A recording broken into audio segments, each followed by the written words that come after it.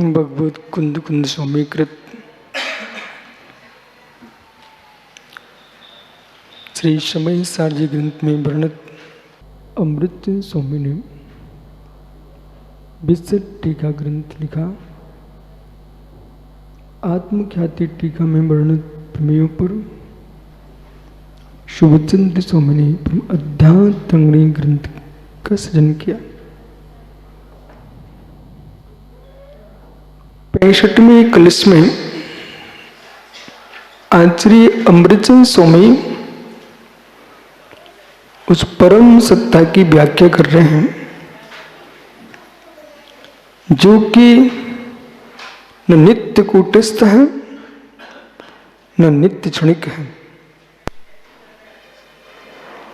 परिणत को परिणत होने में सहकारी है, स्वीकार है। अपरिणत को परिणत में सहकारी है, ऐसा कभी हो नहीं सकता। अपरिणत को कोई परिणत करा नहीं सकता। जो परिणत हो रहा है इसे ही परिणत कराया जा सकता है। क्या रहस्यमयी सूत्र है। इस सूत्र के बल पर ही चरणानुग चलता है। द्रव्यानुग का सूत्र है, लेकिन यदि ये सूत्र दृष्टिपात नहीं किया सर्वत्र अनर्थ है। पंडित राकेश जी, मित्र देखिए मित्र, परिणत को परिणत होने में समर्थवान है। अपरिणत को कोई परिणत नहीं कर सकता। द्रव्यानुग की भाषा बोलूं, एक क्षण को चरणानुग की भाषा में जाते हैं। अपरिणत को कोई परिणत नहीं करा सकता। इसके बल पर ही संयम की रक्षा होती है। अपरिणत को परिणत नहीं करा सकता। इसके बल पर ही जीव महाव्रती बनता है। अपरिणत कोई परिणत नहीं करा सकता। इसके बल पर अनुव्रती बनता है। अपरिणत को परिणत नहीं करा सकता। इसके बल पर व्यक्ति छोटे से छोटा नियम का पालन कर पाता है। चरणायुग से बोल रहा हूं, विभाग दृष्टि। मतलब ये है, संसार में मित्र कोई तुमको असंयम में नहीं डाल सकता। असंयम में जाने के परिणाम तुम्हारे होते हैं और तुम असंयम सेवन करने की इच्छा रखते हो तो अन्य पुरुष, अन्य व्यक्ति असंयम में निमित्त बनता है। यदि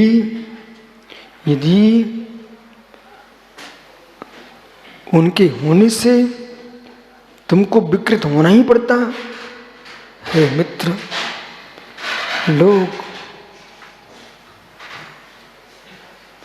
लोक में क्या क्या नहीं करते।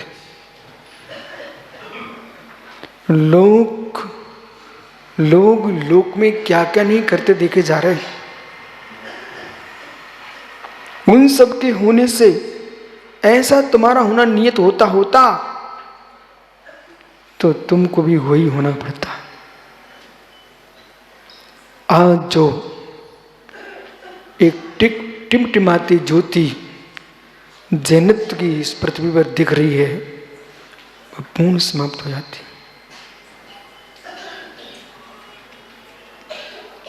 संख्या कम हुई है। लोगों ने धर्म नहीं छोड़ा, प्राण छोड़े हैं। जिसका नाम गोवा है,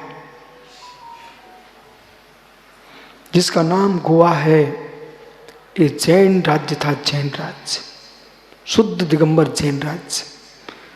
आज भी 1000 जैनियों के घर हैं वहां। और जैन राज्य था जहां पर विदेशियों ने कहा धर्म बदलो नहीं तो प्राण दो। जैन राजा को मार करके अधिकार कर लिया। जिन्होंने तुम्हारी हत्या की है आज उन्हीं के यहां तुम बच्चों को पढ़ाने भेजते हो। दुख है इस बात का। उन्हीं क्या तुम भेज रहे हो? बोले कॉन्वेंट में पढ़ने जा रहे हैं। क्या पढ़ने जा रहे हैं? हत्यारों के यहां। जैनियों के पूरे समाज को मार दिया, राजा को नाश कर दिया। वे बदले नहीं थे, तन बदल गया। अब समझिए,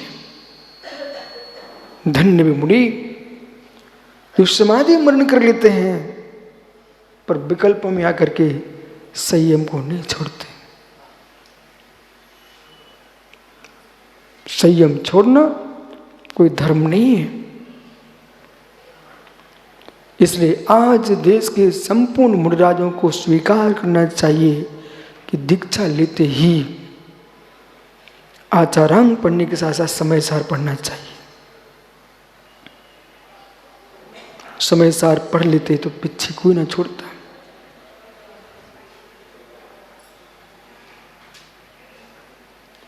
समय सार नहीं पढ़े तो समाधि तंत्र का अध्ययन कर लो माई। जाति लिंग विकल्पिन ये तो समयग्रह ते प्रापन्ते परम पद परमात्मनः। मोक्ष मार्ग में दीक्षा के उपरांत भी तुम्हारे मस्तिष्क में जाति लिंग का विकल्प खड़ा हुआ है, अभी तुम मोक्ष मार्गी हो ही नहीं हो, बिल्कुल नहीं। जब आगम कहता है मित्र लिंग देहाश्रित है, धर्म आत्माश्रित है, आश्रित धर्म को छोड़ करके लिंग के विकल्प में आकर के तुम कषाय में डूब गए, और कषाय में डूबा जीव चारित्र मुनि कर्म का आश्रय करता है और चारित्र मुनि कर्म के आश्रय संयम छूट जाता है। अंतर्मूर्त के कषाय से भी संयम छूट सकता है। एक बहुत बड़ा मंडप है सुखदा, बहुत बड़ा मंडप जिसको लगाने में 4 महीना लग गए। एक छोटी सी 1 घंटे की आग ने पूरे मंडप को झुलस समाप्त कर दिया। ये हो सकता कि नहीं? जिस जीव ने कई भवों से चारित्र मुनि कर्म का क्षोभसम अर्जित किया, उपशमन किया मुनि का, और चारित्र गुण को प्राप्त किया, अंतर्मुहूर्त में कषाय का तीव्रता में आकर के इतना आश्रय कर लिया मित्र कि चक्केश बेटा उसकी पिच्ची छूट गई।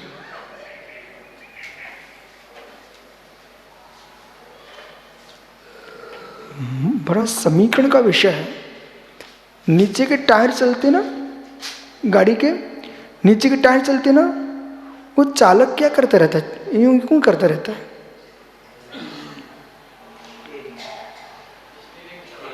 क्यों संभाले स्टीयरिंग?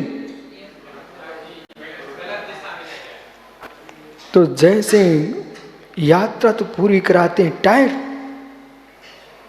लेकिन वे चलना जानते हैं, मुड़ना नहीं जानते। बेटा वो चलना जानते हैं, वे मुड़ना नहीं जानते हैं। मुड़ने के लिए मनुष्य बैठा है, मुड़ने के लिए ऐसे गुरु बिठाल के चारित्र का पालन करना चाहिए। तुम चलना जानते हो, मुड़ना नहीं जानते हो, तो गुरु तुमको चलाएगा कितना चलना कितना नहीं चलना है। और जो बुना गुरु के दीक्षा लेके भाग गए अथवा दीक्षा लेकर तुरंत बाहर निकल गए और तुमने चलना सीखा है, मुड़ना नहीं सीखा है, नष्ट हो जाओगे। सुब्रत ये बड़े बड़े पुल बनते हैं, इन पर अपन जब निकलते हैं, बाहर निकलते हैं, ये हिलते क्यों हैं?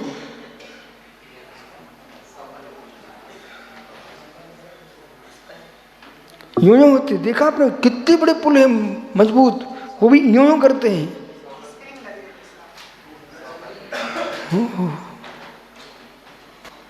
क्यों हिलते चक्रेश?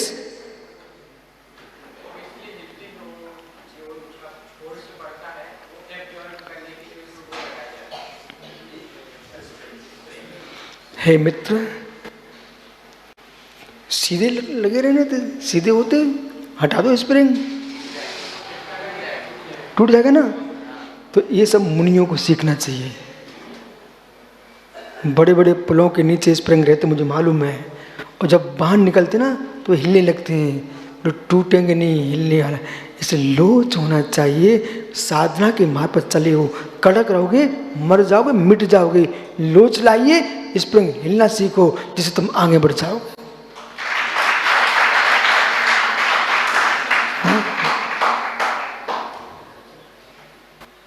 लोच होना चाहिए।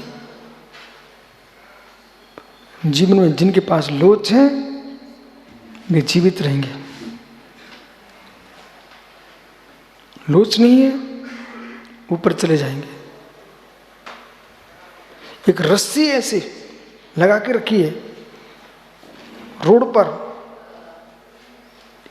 आप याद करो, इंदौर का पहला चातुर्मास, एक झगड़ा हो गया था शिविर में, किसी ने रस्सी बांधी थी, वो आदमी वहां से निकला, सो झुका नहीं, तो लगेगी नहीं लगेगी। अब तुम उसको टेंट वालों को गाली दे रहे हो, भाई इतना मोटा रस्सा तुमको दिख रहा है, थोड़ा झुक जाते। एक सज्जन यहीं पर हुए हैं इसी महाराष्ट्र में, वो तात्कालिक छोटे से राजा थे, पर वो घोड़े पे बैठ के निकलते थे और नियम लेके निकले कि मैं झुकूंगा नहीं कभी। तो एक शत्रु था उनका, उसे पता चल गया इन्होंने नियम लेके रखा कि झुकूंगा नहीं। उसने पतला तार जहां से वो निकलते थे ऐसे बांध दिया। पास में जाने पर दिखा, पर भाई साहब यूं नहीं कर सके, गर्दन नीचे गिर गई।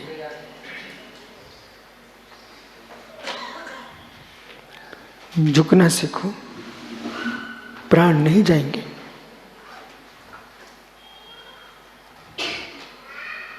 छेदोपस्थापना, झुकना है। अबाध मार्ग, झुकना है, सतलाचार नहीं, झुकना है। उपसम भाव, झुकना है। उपसम भाव, झुकना है। उपसम भाव में झुक जाइए, छाया को प्राप्त कर लीजिए। बराबर।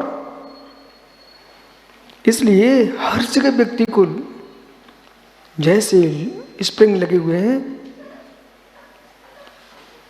जैसे टूटे ना पुल, ऐसे हमारे आगम में उत्सर्ग उत्सर्ग उत्सर्ग अब्बात अब्बात उत्सर्ग अब्बात अब्बात लिखा है। कहां पर? प्रवचन सार चरणयुग चुल्का, चरणयुग चुल्का में। तो हम लोगों ने तो बड़ा गंभीरता में अध्ययन करने बात, पंचम काल में मध्यम मार्ग में जिएगा वो साधु सफल हो जाएगा। वो मध्यम मार्ग में नहीं जियोगे आप असफल हो जाओगे। मध्यम मार्ग है, इसका नाम है अपरिहृत संयम। इसका नाम है अपरिहृत संयम।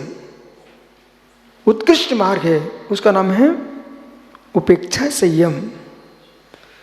तो कलयुग में उपेक्षा संयम नहीं है आपके पास, अपरिहृत संयम है। अपरिहृत संयम, जैसे आप पढ़ते हैं बुद्धि दुर्लभ भावना, तो बेटा दुर्लभ से दुर्लभ शुद्ध भाव धरना,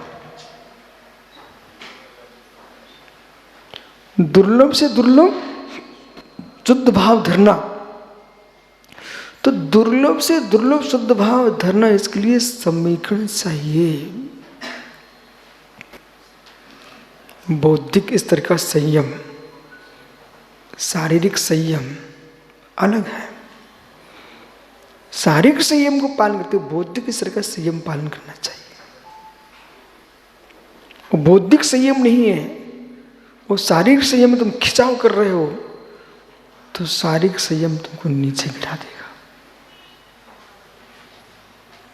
शारीरिक संयम वीरंत्राक्रम का चौसम चाहिए। वीरंत्राक्रम का चौसम चाहिए। मत ज्ञान गमन कर्म का चौसम चाहिए। चारित्र मुनि क्रम का उपशमन चाहिए। दर्शन मुनि का 6 चौसम चाहिए। इसके बिना कुछ नहीं कर सकते। और औदिक भाव को जान करके विसर्जन कर देना चाहिए।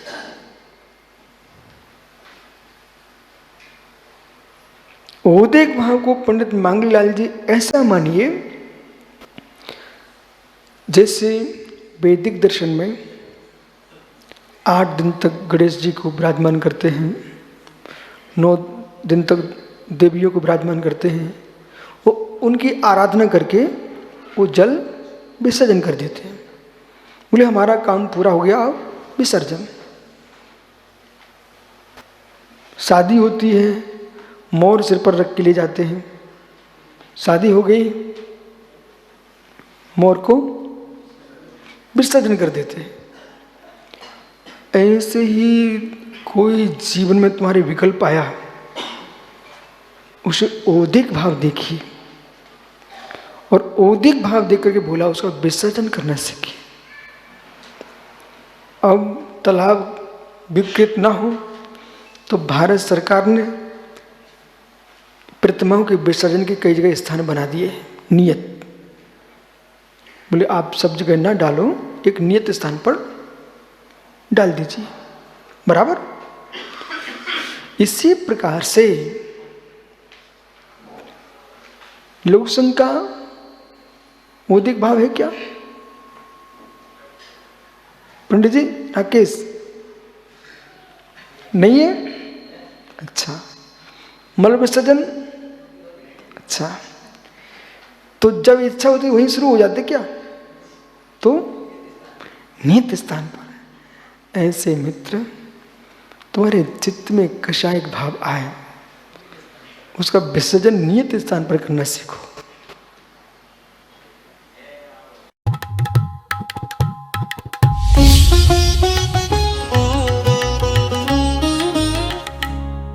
सपने